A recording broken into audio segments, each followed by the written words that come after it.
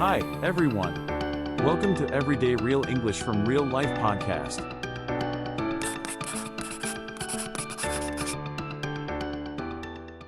Welcome to The Deep Dive, the show where we take a stack of information and extract the most important nuggets for you.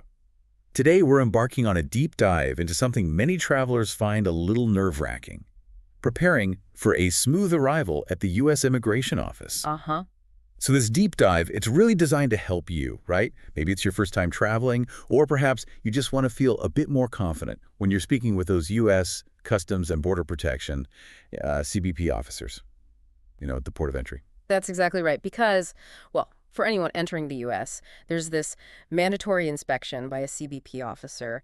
And this officer, they're the one who makes the final decision about whether you, the traveler, can actually enter the country. Right. It sounds kind of high stakes. It can feel that way. But honestly, with the right preparation and just understanding what's happening, it can be a surprisingly straightforward and, polite interaction, really. Absolutely. And that's our mission today. We're going to walk you through the common questions you'll likely hear. We'll introduce some really useful vocabulary, too. And we'll even dive into a realistic role-play scenario so you know exactly how that conversation might sound. Plus, lots of practical tips to help you feel confident. Yeah, feel ready. Exactly. Let's get started. So let's begin with a really important point that, well, it often surprises people. You might have your U.S. visa in your passport, which is great. That's your official permission to arrive at a U.S. port of entry. Right. It gets you to the door. Exactly. But here's the crucial detail. That visa doesn't automatically guarantee you entry into the U.S. It's the CBP officer, right there at the airport, who actually makes that final decision. At the border. Precisely. Think of your visa like an invitation maybe to knock on the door. But the CBP officer, they're the person who opens it and ultimately decides if you can come inside. Their main goals during that short interview are pretty clear. Okay, what are they looking for? Well, first, they want to validate your identity, just confirming you are who your documents say you are. Names match, photos match. Second, they need to verify your purpose and intent of entry. Basically, making sure your reason for visiting, like tourism or business or study, matches the type of visa you have. You wouldn't want to say you're planning to work if you're on a tourist visa, for example. That's a red flag.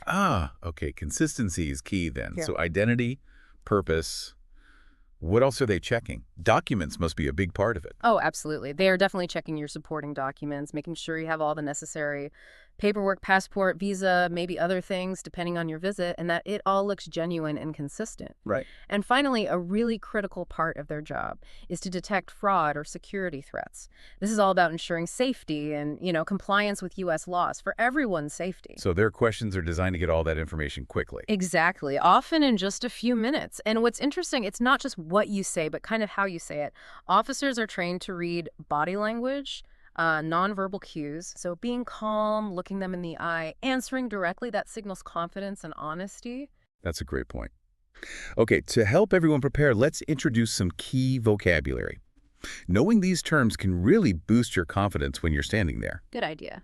First up, we have port of entry, often shortened to POE. This is just, the first place you arrive in the U.S. Yeah. Usually an international airport, right? Typically. Then there's the CBP officer. Remember, that stands for Customs and Border Protection Officer. That's the official who'll interview you. Got it. And your visa. Your visa is that official document, often like a stamp or a sticker right in your passport. It permits you to travel to the U.S. for a specific purpose, tourism, business, study, whatever it might be. Okay. And that goes in your passport, which is your main travel document, proving your identity and citizenship. Exactly. Now, customs, that refers to the government agency that checks the goods you're bringing into the country, which leads to the word declare. Declaring things. What does that mean exactly? To declare means you formally state, usually on a form or verbally, that you're bringing certain items in, like maybe certain foods, large amounts of cash, over 10,000 US dollars usually, or maybe expensive gifts. Okay, good to know. What about return ticket? Yes, return ticket. That's simply your flight ticket showing when you plan to leave the US. They often want to see proof of that. And duration. Duration just means the length of time you plan to stay, how many weeks, months, etc. Simple enough. And we mentioned tourist. That's someone visiting for vacation or fun. Right. And business means you're traveling for work-related things like meetings or maybe a conference. And occupation. That's just your job, your profession back in your home country. Okay, one more term you mentioned earlier. Secondary inspection. You said it's not always alarming. Right. So sometimes after the first quick chat, the officer might ask you to go for secondary inspection. It sounds a bit serious, I know. Yeah, a little intimidating. It can feel that way, but it's basically an additional, more in-depth check. It might happen if they need more information, maybe something was unclear, or sometimes it's just random or based on something in their system, like a common name, perhaps. So what happens there? Well, they might take you to a separate area, maybe look through your bags more carefully, ask more detailed questions. But honestly, it's often just a standard procedure to clear up minor things. It doesn't automatically mean you've done anything wrong. The key is just to stay calm and keep cooperating. Okay, good to know. A useful heads up. Right, now that we've covered some key terms and the officer's role, let's talk about the questions themselves, the common ones. Yes, let's do it. Knowing these and having simple answers ready makes a huge difference. So what's typically the very first question? Number one, almost always, is what is the purpose of your visit to the United States? They just want to know why you're coming. Keep it simple, and like we said, make sure it matches your visa. Exactly. Sure, for tourism, on holiday, to visit my family, for a business conference, or to study at university name. Short and sweet. Got it. And right after that, they usually ask. Number two is often, how long do you plan to stay in the U.S.? They want a specific time frame, not just, oh, a few weeks. So be precise. Exactly. Say, I will stay for 2 weeks, or 1 month, or maybe even until July 15th. Having a clear answer shows you've planned your trip and intend to leave. Okay. And then naturally, they'll want to know where you'll be during that time. You got it. Question 3. Where will you be staying?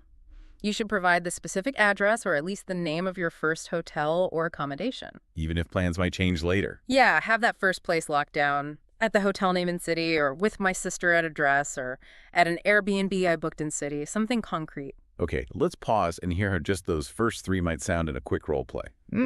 Imagine you're the visitor. Okay. Good morning. May I see your passport and visa, please? Good morning. Yes, here you go. What is the purpose of your visit to the United States? I am here for tourism. How long do you plan to stay? I will stay for 2 weeks. And where will you be staying during your visit? I'll be staying at the Grand Hotel in New York City. See? Pretty straightforward. Notice how the answers were simple and direct. I am here for tourism. So? No need for a long story unless they ask more. Exactly. Brevity is good here. It's clear, it matches a likely tourist visa, and it answers the question directly. Over-explaining can sometimes, confuse things or make the officer ask more questions than necessary. And for the length of stay, I will stay for 2 weeks. Very specific. Right. It shows you have a plan. And giving the hotel name, the Grand Hotel in New York City, again, it's specific. It shows you've made arrangements. It helps the officer quickly verify your plans. Makes perfect sense. Okay, moving on. What about proving you actually intend to leave? That return ticket question. Ah, yes. Very important. Question 4 is often, do you have a return ticket?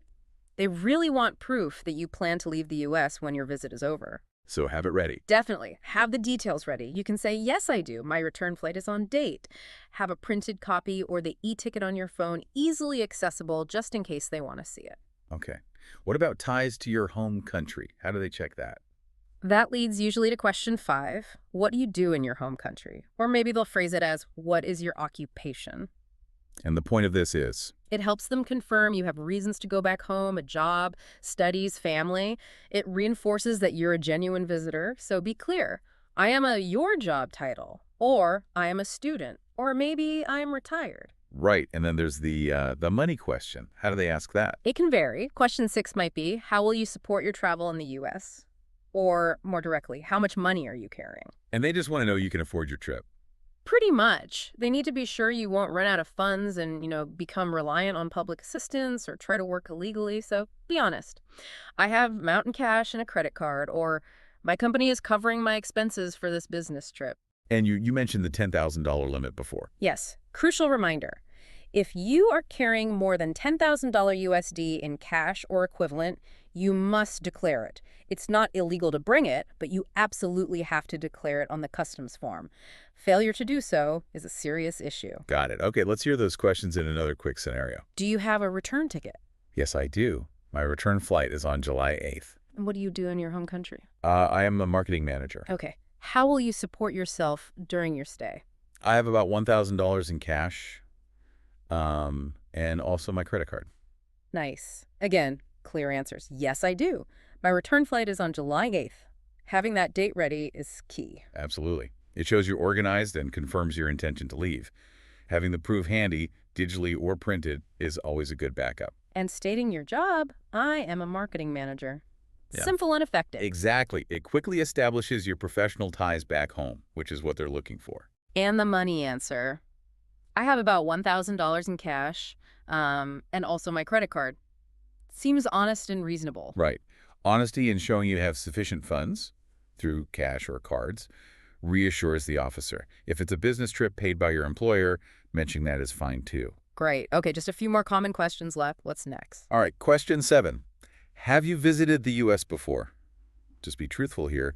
They likely have your travel history in their system anyway. Simple yes or no, maybe with a quick detail. Yes, I visited last year for a holiday. Or, no, this is my first time. Okay. And if you're not traveling solo, Then comes question 8. Are you traveling alone or with others? Just state who you're with. I am traveling alone. Or, I am traveling with my wife, husband, family, friend. easy enough. What if you know people in the States? Good one. Question 9. Do you have any family or friends in this country? Again, be honest. Especially if you mention visiting them on your visa application. They might ask for details. They might. Sometimes they'll ask for a name or maybe even a contact number, particularly if you said you're staying with them. So answers like, yes, my aunt lives in Chicago, or simply, no, I do not. Okay, and the last big one, number 10. Do you have anything to declare? Right. This goes back to the customs part we talked about. It refers to specific items, remember, large sums of money, certain foods, especially fresh fruit, vegetables, meat, plants, animal products. So check the rules beforehand. Definitely check the U.S. Customs website before you fly. But the golden rule is, if you are unsure about an item, declare it. Better safe than sorry. Absolutely. It's much better to declare something, maybe like some packaged snacks or a small gift, and have the officer say it's fine, than to not declare something you should have. That can lead to fines, confiscation, or worse. So simple answers, no, I do not.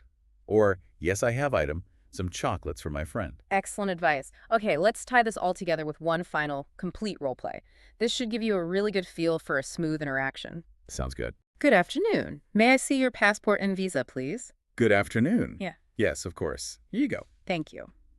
What is the purpose of your visit to the United States? I am here for tourism. Okay. And how long do you plan to stay? I will stay for 3 weeks. Where will you be staying during your visit? My first week, I'll be at the Grand Hotel in New York City. All right. Do you have a return ticket? Yes, I do. My flight back is on July 8th. And what is your occupation in your home country? I am an engineer. Do you have anything to declare today? No, we do not. All right. Everything looks fine. Welcome to the United States. Thank you very much. See, that flowed really well. With clear, concise answers, it was over pretty quickly and politely. Exactly. It really shows that preparation makes a difference. So let's quickly summarize those key tips for success that we've kind of touched on throughout. Okay. First, definitely be prepared. Get all your documents organized before you leave home. Passport, visa, your return ticket info, accommodation details, maybe any letters if needed. Keep them somewhere really easy to grab, like an outside pocket of your carry-on, not buried in your checked bag. Good tip. Second, be truthful.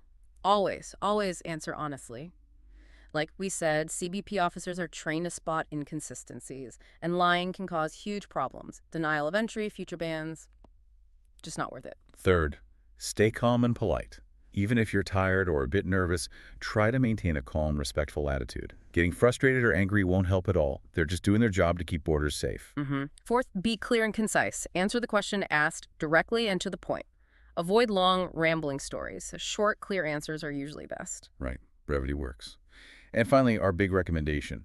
Practice. Seriously, review these common questions we talked about. Practice saying your answers out loud. It feels a bit strange at first, maybe, but it builds confidence. Yeah, like rehearsing for a little performance.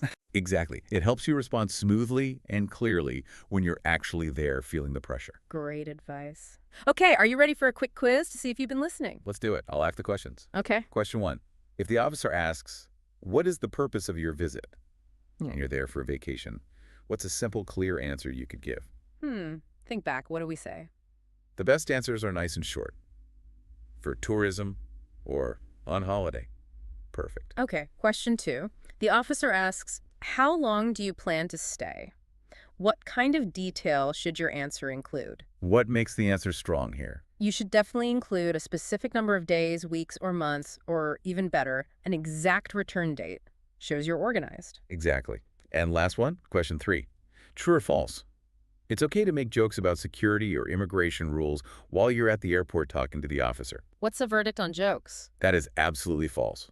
Always be serious and respectful. Humor can be easily misunderstood in this situation, so it's best to avoid it completely. Wise words.